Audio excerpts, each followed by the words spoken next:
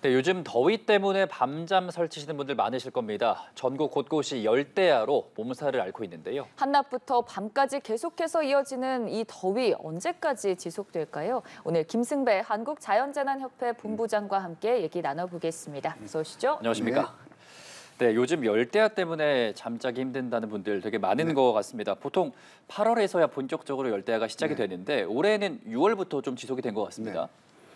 역시 지구 온난화의 한 단면이라고 봅니다. 여름철에 원래 이제 더운 게 여름인데 그게 과거보다 더 더워진 게 이제 그런 현상들이 나타나고 있는데 올 여름에도 어김없이 이제 폭염과 열대야 나타나기 시작했는데 그동안 장마 기간이면서 비가 여러 날 내렸기 때문에 그다지 아주 제대로 된 폭염은 본격적으로 나타나진 않았거든요. 간간히 나타났지만 그런데 이번 이제 그 정체 전선이 이제 태풍 3호가 올라오면서 저 북한 북쪽으로 확 밀어올렸거든요.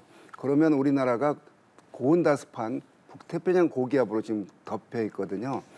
그래서 낮에는 폭염, 밤에는 이제 열대야가 나타나는데 이제 폭염과 싸움이 시작이 된 거라고 봅니다. 본격적인 더위가 시작이 됐거든요.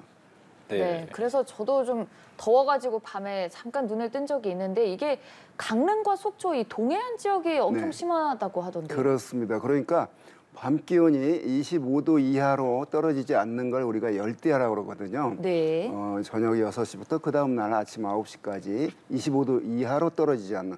그런데 어젯밤에 강릉과 속초에는 밤 기온이 30도를 웃돌았거든요. 속초는 30.6도, 강릉은 30.4도를 기록했는데 이렇게 높은 기온을 나타낸 이유가 이제 전국적으로 고온다습한 공기가 계속 남쪽에서 밀어왔는데 그쪽에 그 백두대간 동쪽에 우리가 말하는 페엔 현상이 나타나면서 밤 기온이 크게 떨어지지 않는 그런 현상들이 동해안에 나타났습니다. 또 요즘 보면 초열대야라는 말도 자주 들리는 것 같은데 어떤 상황일 때 초열대야라고 하는 겁니까? 아까 말했듯이 밤 기온이 25도 이하로 안 떨어지는 걸 이제 열대야라고 그러는데 속초와 강릉에서 30.6도, 30.4도를 기록하니까 공식적인 기상 용어는 아닙니다. 초열대야는. 그러니까 열대야인데 아주 더 강렬했다 이 얘기인데 그래서 언론이 이제 그 초열대야라는 용어를 쓰더라고요. 30도 이상, 밤 기온이. 그러면 밤에 30도 이상이면 잠을 이룰 수가 없는 그런 기온이거든요. 그래서 밤이 되면 원래 복사 냉각기에서 낮보다 기온이 떨어져야 되는데 한 7도에서 한 10도 정도 떨어져야 되는데 그렇게 크게 떨어지지 않으면 그 잠을 이루기가 어려운 그런 밤이 되는데 30도 이상을 초열대야라고 이제 부르는 것 같습니다. 그러면 이런 열대야, 초열대야가 언제까지 좀 지속이 될까요? 북태평양 고기압이 이제 덮었다고 그랬잖아요. 장마가 위로 올라가고 태풍이 이걸 밀어올렸거든 북쪽으로. 자, 언제까지냐? 이제 여름 갈 때까지인데요. 이렇게 폭염과 열대야는 적어도 오늘이 7월 30일인데 한 2주 내지 3주 정도는 지금으로부터. 그래서 이제 길게 잡으면 앞으로 한 달간은 이제 폭염과 태풍의 계절이 왔습니다. 그래서 금방 한 하루 이틀 사이에 끝나는 문제가 아니기 때문에 좀 덥더라도 인내하고 참고 기다리면 이제 또 가을이 올 거라고 생각합니다. 본격적으로 더위 대비를 좀 다시 해야 할 것 같습니다. 또 이런 열대야에 좀 잘 잡으겠다고 에어컨을 틀고 주무시는 분들, 뭐 감기 걸리시는 분들 많더라고요. 이럴 때 감기도 안 걸리고 열대야도 잘 극복하고 잠들 수 있는 방법 같은 게 좀 있을까요? 그렇습니다. 이제 더위 대신 이제 냉방병이 또 이제 낮에는 온열 질환, 이제 그런 그 더위를 식히기 위해서 에어컨을 많이 사용하는데 특히 냉방병 조심해야 됩니다. 그래서 너무 지나치게 온도를 낮추면은 이제 그럴 가능성이 있거든요. 그래서 바깥 공기보다 적어도 한 3, 4도 정도. 그러니까 바깥이 30도면 한신 27, 8도 정도. 그래서 아까 말한 그 여름철 감기는 그런 어떤 그 에어컨 과다 사용 때문에 생기는 문제이니까 그런 냉방기 사용에 있어서 각별히 좀 신경을 써야 됩니다. 그러니까 낮에 또 이제 주의해야 될 사항이 있는데 금방 언급한 그런 여름철 감기는 에어컨 사용을 잘 조절을 해야 된다고 봅니다. 그리고 뭐 기온 자체도 높지만 이게 푹푹 육지는 뭔가 습한 느낌 때문에 더 덥게 느껴지는 그렇습니다. 것 같거든요. 이런 건 좀 어떻게 대비하면 좋을까요? 그렇습니다. 사막 지역에서 영상 50도는 그늘에 있으면은 선선하거든요. 네. 그런데 우리나라는 이제 여름철에 요즘에 한 32도, 3도 나타나는데 우리가 몸에 느끼는 그 어떤 체감 온도가 굉장히 높거든요. 요즘 낮에 습도가 원래 낮에는 햇빛이 있기 때문에 증발이 돼서 습도가 낮습니다. 가을철 같은 경우는 습도가 20~30%까지 떨어지는데 네. 요즘 물론 장마철에 비가 많이 왔기 때문에 땅에 그 물이 많기 때문에 햇빛에 의해서 증발이 되고 또 남서쪽에서 고온다습한 공기가 북태평양 고기압 가장자리를 따라서 계속해서 우리나라로 들어오고 있고 땅에 머금은 그 수분이 증발이 돼서 낮에 습도가 심지어 80에서 100%를 기록하고 있습니다. 네. 그게 습도가 한 10% 높아질 때마다 우리 몸이 느끼는 체감 온도는 1도씩 더 높게 느껴집니다. 예. 이게 확실히 기온이 같아도 습도가 높으면 체감 온도도 네. 높게 느껴지는 거고. 네.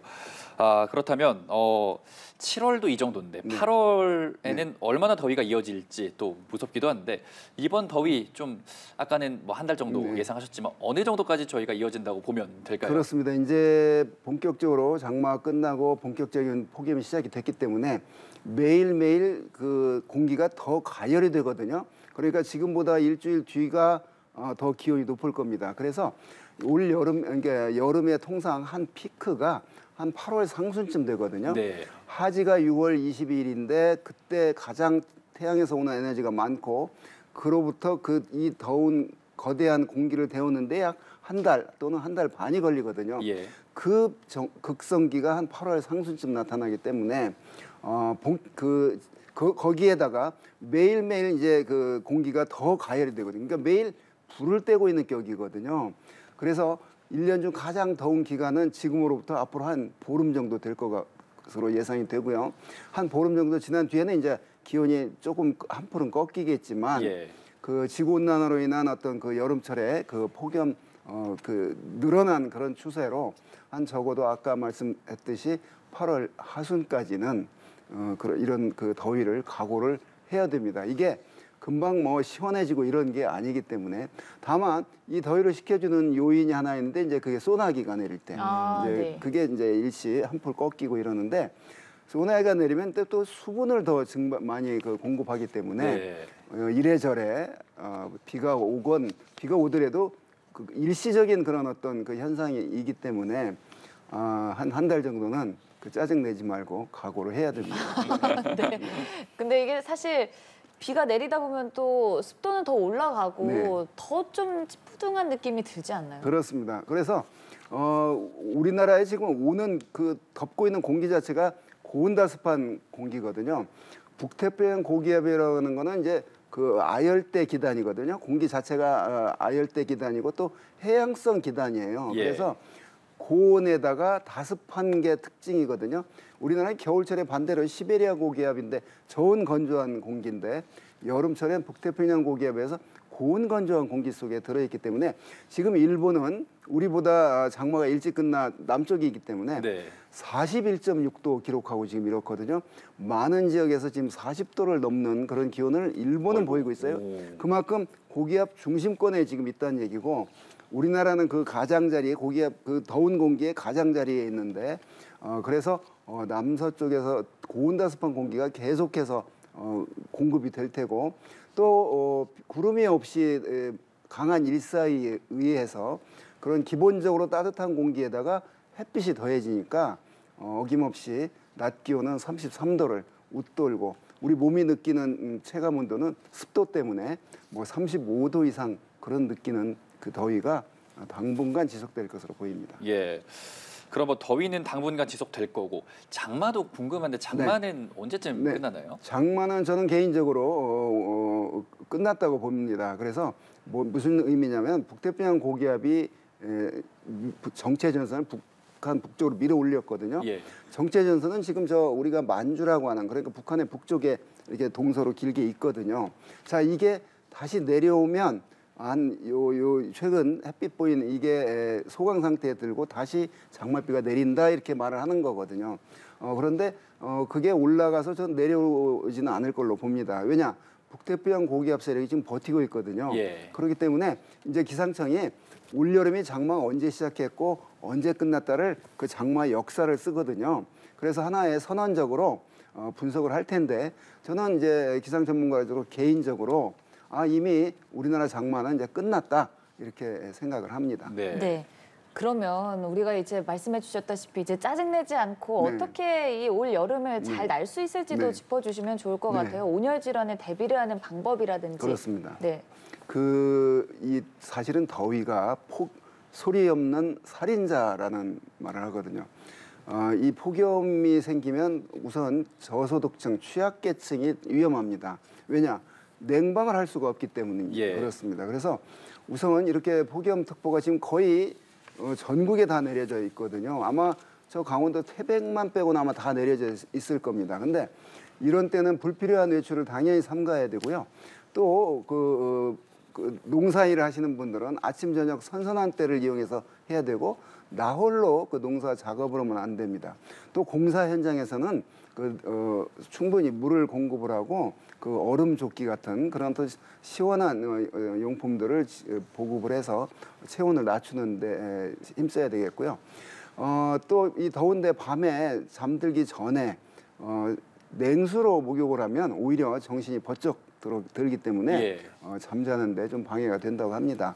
그래서 미지근한 물로 샤워를 해야 되겠고 또 카페인이 많이 든 음료를 마시면 또 그런 어떤 탈수 현상 이런 게 나타날 수가 있으니까 예. 이런 여름철 온열 질환 예방을 위해서는 물을 많이 먹고 또 뭐 어떤 소금 염분을 좀 섭취를 하고 가능한 그 더위에 노출이 안 돼야 되거든요. 그 네. 방법이 이제 냉방기를 사용하는데 아까 또 부작용으로 또 여름철 감기가 또 부작용이 있으니까 그런 걸 각별히 신경을 써서 해야 된다고 봅니다. 예, 어쨌든 뭐 미지근한 물로 샤워하고 또 염분도 보충하고 네. 이런 주의 저희가 해야 할 것 같습니다.